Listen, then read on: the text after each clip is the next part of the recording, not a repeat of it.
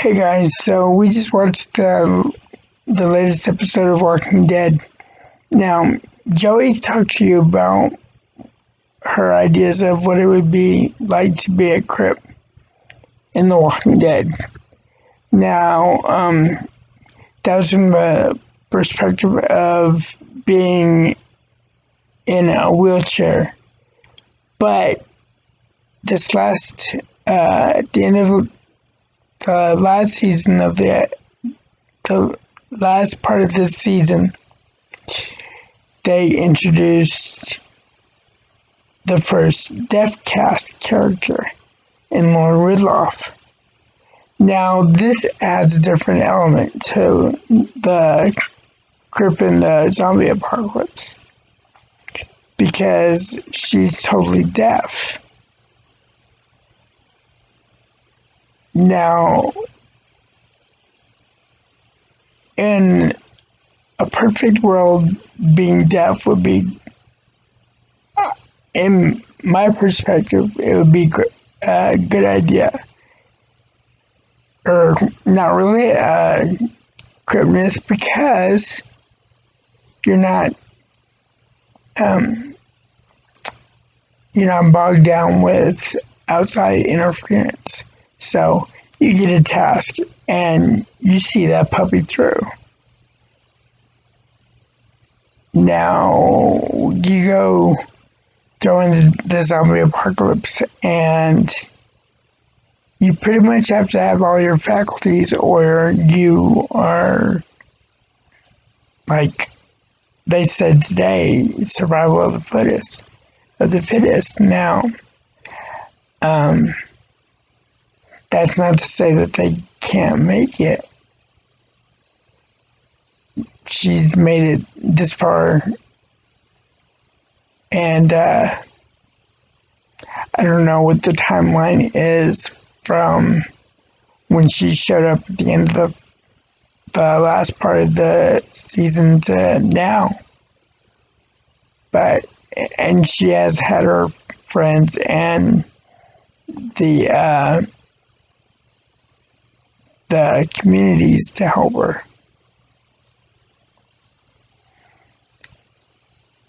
And even today, she actually saved a baby that was just left out there by the Whisperers. And anybody that's read the comics, they know that the Whisperers are walker posers. And they wear masks, kind of like, pull the leather face kind of thing, to not be eaten. And they're run by the lead of Alpha. Now, in the comic, Alpha's pretty badass. In the TV show, not so much. Her accent, I would totally not believe her as being a threat. But it's more her actions, because she doesn't care. She was going to feed a baby to the walkers just to prove a point. And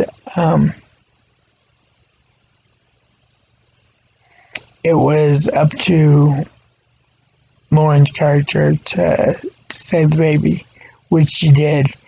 But then she went to hide in cornfield, and I can see where that would be claustrophobic. They muted most of the sound, and so all we heard was muffledness, and then you saw zombies and whatnot coming at you. So it was very claustrophobic. I can't imagine what she was doing, even probably, she knew the script, but just being in a cornfield had to have been very disorienting.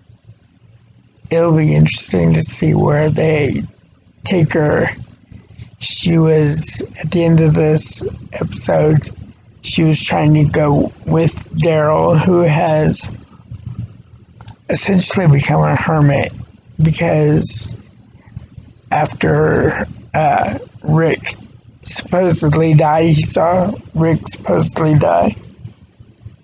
He just couldn't be with civilization anymore. And apparently she had gotten to that point when she saw the Whisperers try to sacrifice the baby just to make a point.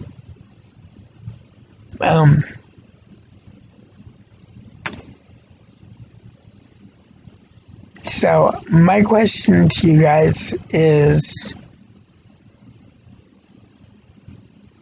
what is too crip to make it in the zombie apocalypse?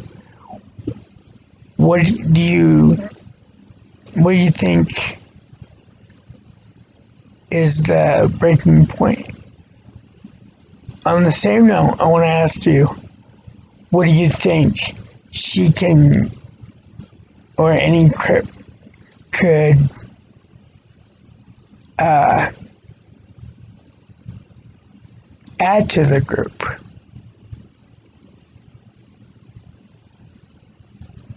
Because, I mean, yes, we can't walk, we might not be able to see, we might not be able to hear, but we're still worthy of being part of society, even in the zombie apocalypse.